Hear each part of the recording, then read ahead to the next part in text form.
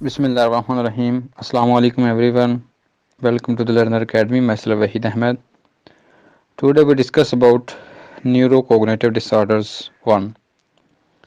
न्यूरोकोग्निटिव disorders जो हमारी brain functioning है, हमारी एबिलिटीज़ हैं थिंकिंग की, रिमेम्बरिंग की और जो अटेंशन देने की है, उसके अलावा इसके जो बहुत से सोर्स हैं इंजरीज़ की हैं, और उसके अलावा इंडिविजुअल्स जो ब्रेन है वो अफेक्ट हो, उसके अलावा ट्रॉमा है, डिसीज़ हैं, एक्सपोजर टॉक्सिक सब्सटेंस है, इंक्लूड ड्रग्स है। तो किसी भी वजह से जो न्यूरोकोग्निटिव डिसऑर्डर्स है वो हो सकता है, जिसकी लॉट्स ऑफ रीज़न डिस्कस हो चुकी हैं। हमारे जो इस अगर इसकी डिस्टर्ब होगी, हमारा न्यूरोकोग्निटिव फंक्शन अगर डिस्टर्ब होगा, तो हमारे थॉट्स, हमारे एक्शन, हमारी मोटिवेशन, हमारी मेमोरीज, हमारा ब्रेन, ये सब के सब डिस्टर्ब होंगे। और अगर इसके अलावा जो है इसमें वैरायटी ऑफ सिम्टम्स फिर शो ऑफ होगी, क्योंकि हर चीज़ का ब्रेन के ख़ास पार्ट के साथ एसोसिएशन लिंक है। जो भी हिस्सा डिस्टर्ब होगा वो इसमें आगे उसी चीज़ को आगे इसका इफेक्ट जो है इम्पैक्ट वो पड़ेगा इस पे के ऊपर। न्यूरोकोग्निटिव डिसऑर्डर जो है वो एक ग्रुप ऑफ डिसऑर्डर्स है जिनमें प्राइमरी क्लिनिकल डेफिसिट्स होता है हमारी कोग्निटिव फंक्शनिंग में। उसके डेवलपमेंटल में इसमें कोई फ़र्क नहीं पड़ता, क्योंकि ये कोग्निटिवली हमारे जो है इफ़ेक्ट होता है। हमारे जो कोग्निशन इम्पेयरमेंट है वो at a time of birth और वेरी अर्ली लाइफ में प्रेजेंट नहीं होता। ये किसी भी फंक्शनिंग लेवल के जो प्रीवियसली डिक्लाइन है उसकी वजह से हो सकता है, जैसे कि उसके मेंटल डिसऑर्डर है, शिज़ोफ्रेनिया है, बाइपोलर डिसऑर्डर है, या ऑनरी डिसऑर्डर हो, जिनमें फीचर्स हैं कोग्निटिव के, ये एनसीडी कैटेगरी में आते हैं, neuro cognitive disease disorders category में आते हैं। क्लिनिशियंस और न्यूरो साइकोलॉजिकल जो टेस्टिंग है और न्यूरो इमेजिंग टेक्निक है, इंडिविजुअल मेडिकल हिस्ट्री है, इंडिविजुअल सिम्टम्स जो इसकी कैटेगरी में कोग्निटिव डिसऑर्डर में आती हैं वो इसको डिसाइड करते हैं। इसके हर एक की डिसऑर्डर्स के अलग अलग सिम्टम्स आए, जिनके ज़रिए डिसाइड होता है कि ये कौन से डिसऑर्डर्स में ले आउट करते हैं या कौन सा क्राइटेरिया मीट करते हैं। जो प्रीवियस वर्जन था डीएसएम का, DSM-40R, उसमें न्यूरो कोग्निटिव डिसीज जो थी वो उनको dementia, delirium, amnestic and other cognitive disorders के नाम से जाने जाते थे। डेमेंशिया जो थी मेजर कैटेगरी थी जिसमें ओल्ड एज में होती थी। उसके अलावा जो एनसीडी थी वो delirium, confuse state of mind, ये सिंड्रोम होती थी जिनमें माइल्ड एनसीडी और देयर एटियोलॉजिकल सबटाइप्स पाई जाती थी। अब जो डीएसएम जो चल रहा है मौजूदा प्रेजेंट DSM-5 है, इसमें माइल्ड और मेजर न्यूरोकोग्निटिव डिसऑर्डर्स सब टाइप्स जो हैं वो ये हैं कि neurocognitive disorders with Lewy bodies, vascular neurocognitive disorders, frontotemporal neurocognitive disorder, substance medication induced neurocognitive disorders. उसके अलावा माइल्ड और मेजर न्यूरोकोग्निटिव डिसऑर्डर और ड्यू टू। अब जो न्यूरोकोग्निटिव डिसऑर्डर्स हैं ये किस वजह से हो सकते हैं? Alzheimer disease, traumatic brain injury, HIV infection, Parkinson disease, Huntington disease and other medical condition. उसके अलावा मल्टीपल एटियोलॉजीज़ हैं, अनस्पेसिफाइड एनसीडी, डिलीरियम। तो सबसे पहले हम डिलीरियम के बारे में डिस्कस करेंगे। डिलीरियम जो है हमारी अटेंशन और ओरिएंटेशन जो इन्वायरमेंट के उसमें मेजर डिस्टर्बेंस है। जैसा कि एक पर्सन है वो किसी चीज़ पे फोकस करता है लेकिन लेस क्लियर होता है, लेकिन वो ग्रेट डिफ़िकल्टी उसको किसी भी चीज़ में तवज्जो करने में बहुत ज़्यादा मुश्किल का सामना करना पड़ता है, या कि उसको सोचने के लिए एक ऑर्गेनाइज वे, उसके अलावा मिस इंटरप्रिटेशन होती है, एल्यूजन होता है और हेलुसिनेशन का सामना करना पड़ता है। वो जो है इंडिविजुअल मिडल ऑफ नाइट और देयर होम, उसको मतलब कि बिलीव जो है उसका that is morning in the middle of the night, मतलब कि जो सुबह है वो दोपहर के टाइम नहीं है बल्कि रात के आधे टाइम हो रही है, दिन अभी नहीं निकला। मतलब कि हेलुसिनेशन का शिकार हो चुका है। उसकी जो वे ऑफ थिंकिंग है, ऑर्गेनाइज्ड वे ऑफ थिंकिंग है, वो डिस्टर्ब हो चुका होता है, जो प्रॉपरली एक होता है। हॉस्पिटल रूम में होते हैं, उनको उनसे पूछा जाता है कि अभी टाइम क्या है, इवन दैट कि उस वक्त दिन का टाइम हो, लेकिन वो कहते हैं कि अभी रात का टाइम है। जैसा कि वो अब क्लिनिकल में उनको पुअर इंसाइट या इंसाइट के बारे में भी देखा जाता है, उनकी जो मेंटल स्टेट एग्जामिनेशन किया जाता है तो उसमें आगे फर्दर होता है। डायग्नोस्टिक क्राइटेरिया जो है उसमें ये होता है उसकी रिड्यूसिबिलिटी टू डायरेक्ट है, फोकस है, सस्टेन है और शिफ्ट अटेंशन है, और अवेयरनेस जो इसकी है वो रिड्यूस्ड ओरिएंटेशन है इन्वायरमेंट में। जो उसकी डिस्टर्बेंस है वो short period of time, usually hours a few days, किसी भी मतलब कि कुछ दिनों में 1 घंटा हो सकती है, आधा घंटा या कुछ टाइम हो सकती है।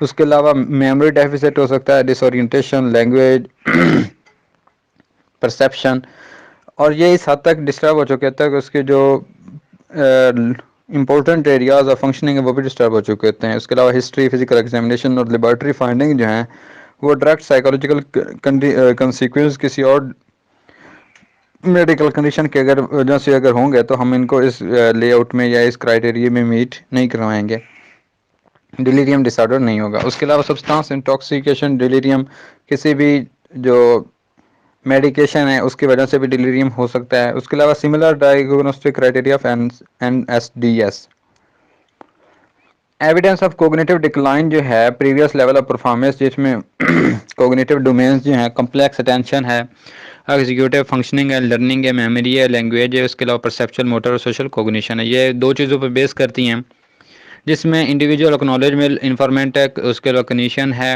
उसके अलावा उसके जो कोग्निटिव फंक्शन उसमें डिक्लाइन का आ जाना, अदरवाइज उसके कोग्निटिव परफॉर्मेंस इम्पेयरमेंट या उसके क्लिनिकली असेसमेंट जो है न्यूरोसाइकोलॉजिकल टेस्टिंग, उसके जरिए स्टैंडर्डाइज वे के साथ उसको टेस्टिंग करके उसका एक कोग्निटिव परफॉर्मेंस निकालना जो कि इम्पेयरमेंट उसको शो ऑफ कर रहा हो, रिजल्ट्स जो हैं वो शो ऑफ करें। उसके अलावा जो क्राइटेरिया है मेजर और माइल्ड न्यूरोकोग्निटिव डिसऑर्डर, और उसके अलावा इसके फंक्शनिंग जो इंपॉर्टेंट फंक्शनिंग वो डिस्टर्ब हो चुकी हो। विदाउट बिहेवियरल डिस्टर्बेंस जो है, अगर किसी की कोई कोग्निटिव डिस्टर्बेंस है किसी बिहेवियरल डिस्टर्बेंस के साथ असाइन की गई हो तो हम उसको कहेंगे कि विद बिहेवियरल डिस्टर्बेंस है। अगर विद बिहेवियरल डिस्टर्बेंस है तो उसकी साइकोटिक सिम्टम्स हैं या न्यूरोटिक सिम्टम्स हैं, माइल्ड, मॉडरेट, सीवियर है।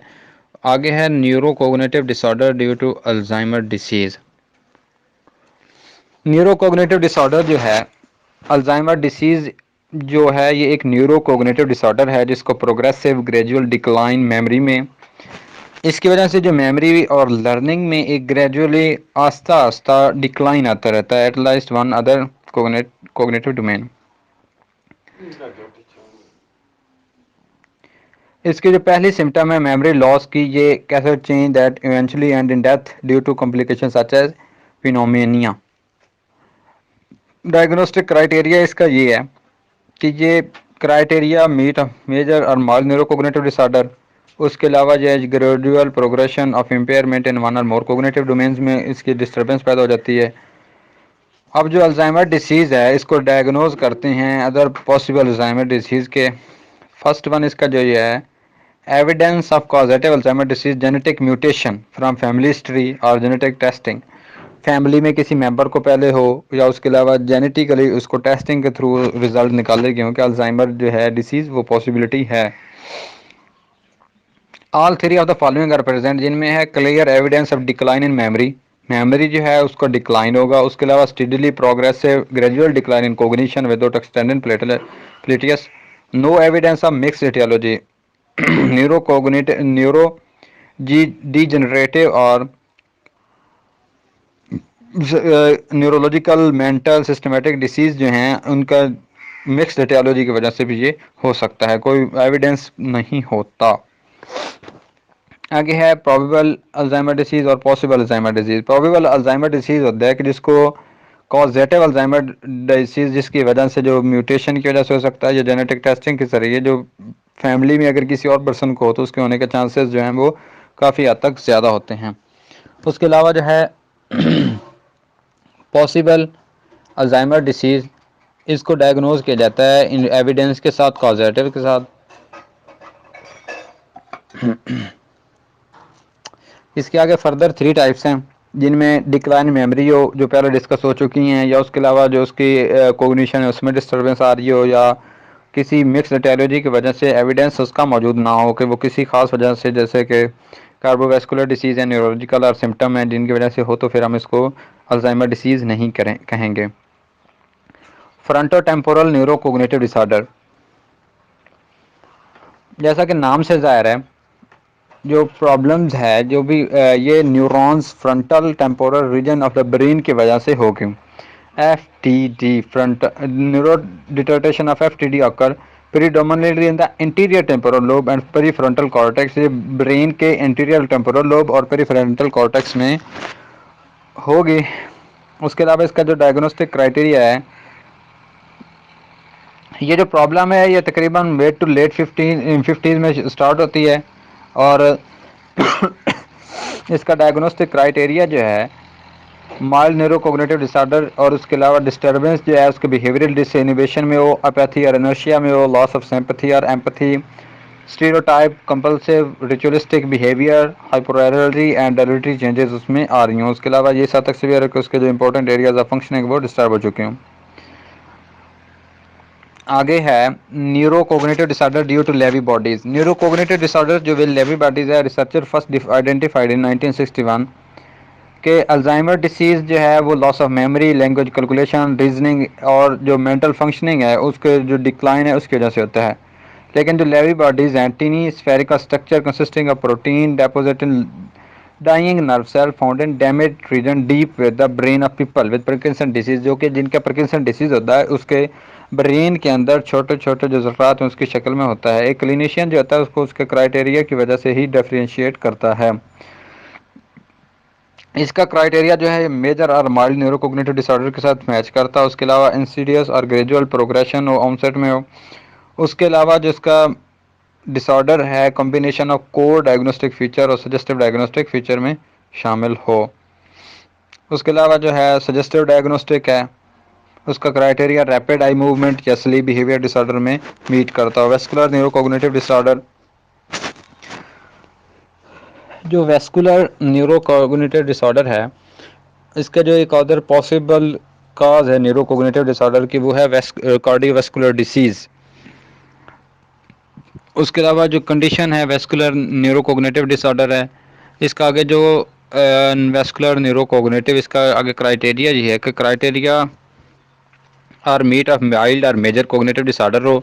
उसके अलावा इसके जो ऑनसेट में कोग्निटिव डेफिशिएंसी हो या टेम्परेरी रिलेटेड टू वन और मोर कार्बो सेरेब्रोवास्कुलर इवेंट्स के साथ अटैच्ड हो।